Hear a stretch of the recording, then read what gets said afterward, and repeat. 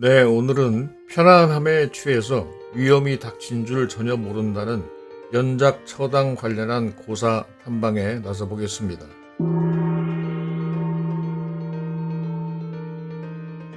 비둘기 등에 밀려서 요즘에는 보기가 어렵지만 제비와 참새는 농촌에서는 지금도 사람과 친숙한 새들이죠.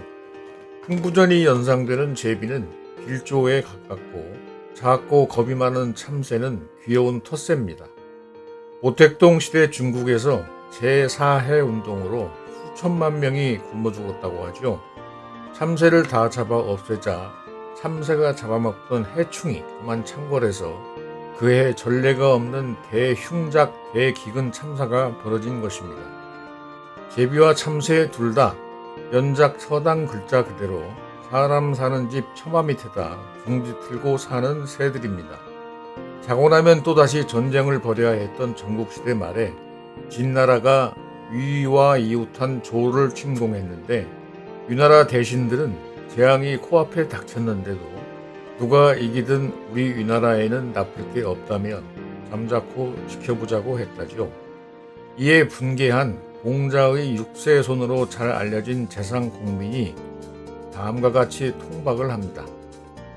연작 의당 부지대하지 장분 부지화지 급기 안전하다 생각하고 인가 처마 밑에다 둥지를 튼 제비와 참새가 불길이 곧 마룻대 처마로 타들어온다는 걸 아예 생각조차 안 하는 것과 다를 바가 없다는 것이었죠.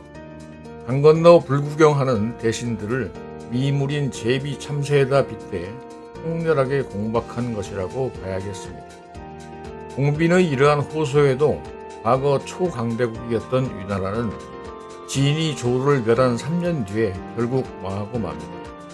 최초로 중국 대륙을 통일한 진나라가 전국 출용의 다른 6개국을 정복하는데 불과 10년 걸렸다고 하니 연작 처당이 당시 위나라에만 있었던 건 아닌 것 같습니다. 나라를 세우긴 어려워도 무너지는 건 이처럼 한순간인 것이죠. 구한 말의 주일 청나라 외교관이었던 황준헌이 김홍집한테 준 사의조선 책략이라는 책에서 당시 강대국 틈에 끼어있던 이 나라 형세를 연작 처당에 비유했다고 하죠. 부끄럽고 안타깝고 또 화가 나는 일입니다. 연작 처당과 뜻이 상반될 만한 성어가 거한사위 그리고 유비무환이죠. 거한사위 유비무환 둘 다 서경에서 유래하는 성어로 편안할 때 거기 안주하지 말고 위험에 미리 대비하라는 것입니다. 거한사위의 좋은 사례가 당태종과 재상이었던 유진과의 고사죠. 황제 면전에서도 직언을 서슴지 않았던 당대의 명재상 유징이 죽기 전에 유언으로 남겼다고도 하고 조정에서 나눈 대화라고도 하는데 나라가 안정이 되고 나면 군주든 신하든 일신의 안위만 생각하고 간신히 들끓어 거한 사위 즉 태평 시기에 위험에 대비하지 않으면 나라가 위태로울 것이라고 했다죠. 한때 자신을 누차 독살하려 했고 정적의 측근이었던 유징을 담대하게 포용하고 또 중용한 당태종 이세민은 23년에 달하는 당의 태평성대 정관의치를 이룹니다.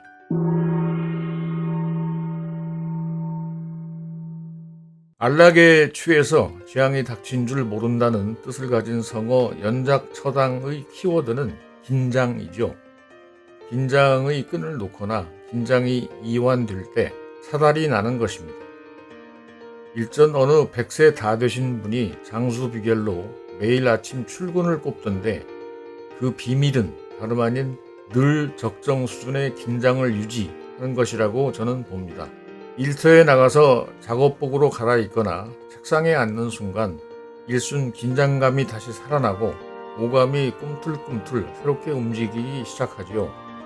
앞서 연작 처당과 뜻이 통하면서 그 원인이 되는 두 단어가 부사 안일과 복지 부동으로 이 둘의 공통점은 바로 아무 일도 안 한다는 데 있습니다. 부사, 아무 일도 하려 하지 않고 복지, 땅에 납작 엎드려 있으니 긴장감이라고는 아예 찾아볼 수 없는 것이죠. 의학적으로 적절한 긴장은 면역력도 키워준다고 하는 거예요. 그래서 하는 일 없이 놀고 먹는 것이 천국이 아니고 No work, no life. 일을 통해 적정 수준의 긴장감을 갖고 사는 것이 바로 우리 삶의 본래 모습인 것이고 건강과 행복의 주춧돌, 초석인 것입니다. 일이 없으면 마음만으로 일정 수준의 긴장을 유지하면 되죠. 마음이 현역이면 되는 것입니다. 연작처당성어는 주로 정파적인 시각에서 정책당국을 비판할 때 곧잘 인용이 되는데 국가 중대사를 목전에 두고 정부가 실기하는 경우는 사실 드물다고 봐야 할 것 같습니다.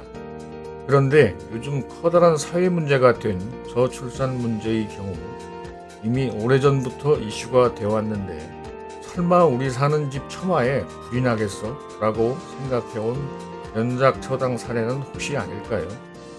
국민의 양식과 자가보건력을 믿고 지나치게 낙관을 했던 건 아닌가 하는 것입니다.